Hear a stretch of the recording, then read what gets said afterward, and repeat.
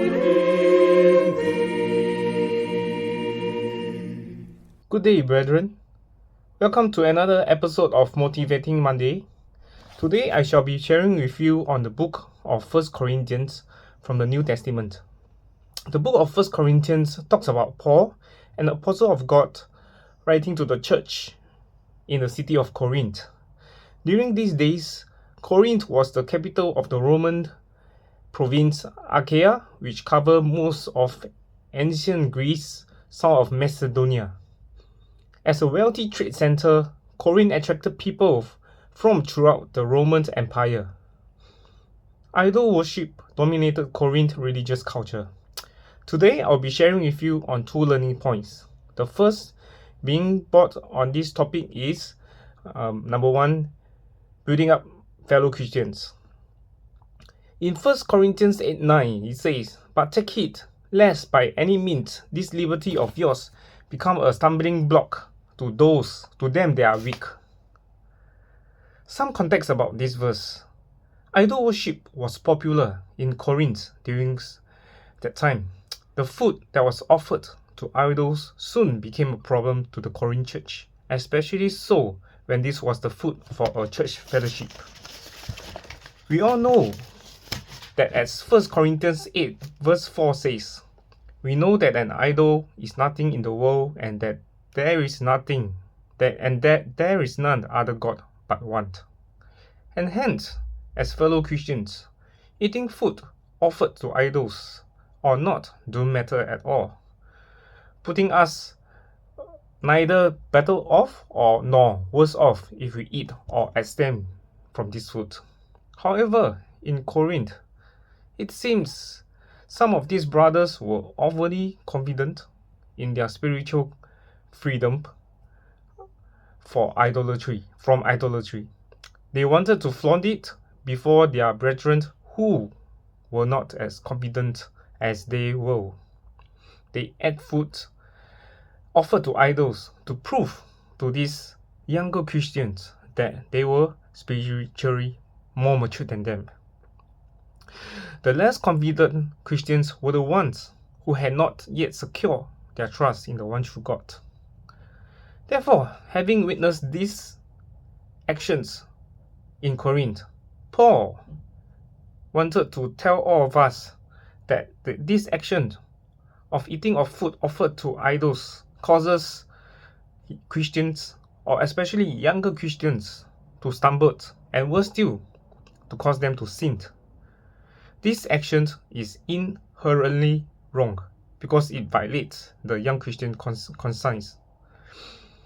Then, the action of eating offered meat to idols should be avoided, as we definitely don't want to wound the weak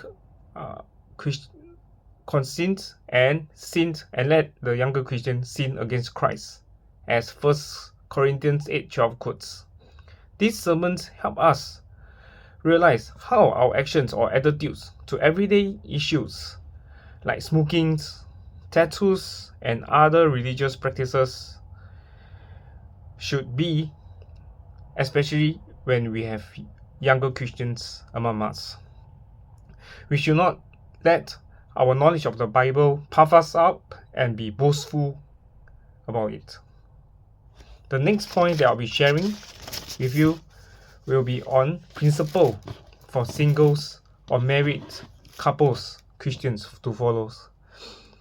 In 1 Corinthians chapter 7 verse 17 it quotes, "But as God had distributed to every man as the Lord had called everyone, so let him walk.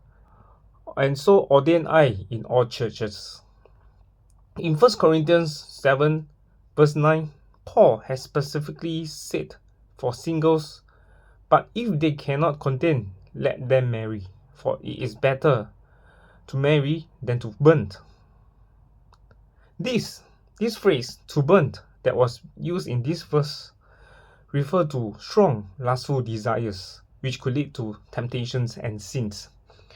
And this is an advice for single Christians to get married and not to be single, lest they fall into temptations and sins.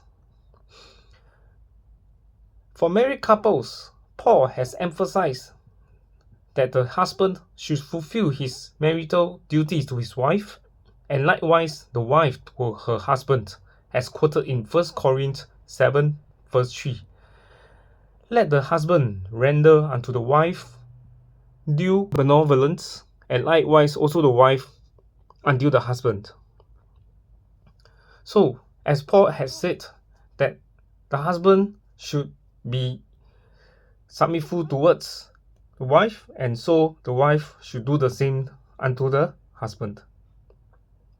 Some personal applications that I could learn from these two lessons. Having understand Paul's teachings, I'm more aware of how my actions or attitudes towards certain practices might affect other Christians, how they view me, and how it might affect their conscience and to cause them to sin. This may be our attitudes on other religious practice, other religious rituals, such as smoking or other vices. I'm now more aware of how my actions can have a bearing on my fellow Christians around me. Alright, these are the 2 points that I will be sharing for Motivating Monday today. Thanks for listening to another episode of Motivating Monday. Have a good week ahead. Goodbye.